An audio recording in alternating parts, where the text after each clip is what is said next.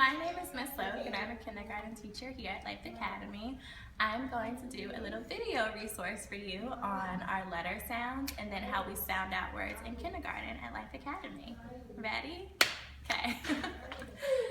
So when we do our letter sounds, we always say the letter and the sound so that when the kids get to a tricky word, they can identify the letter first and then say the sound. So, A, B, C, D, E, F, G, H, I, J, K, L, M, N, O, P, Q, R, S, T, U, V, W, X, Y, Z.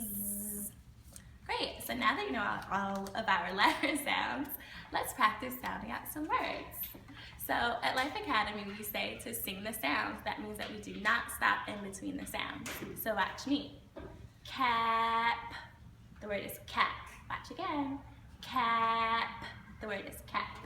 Next one, sit, the word is sit. Last one, nut,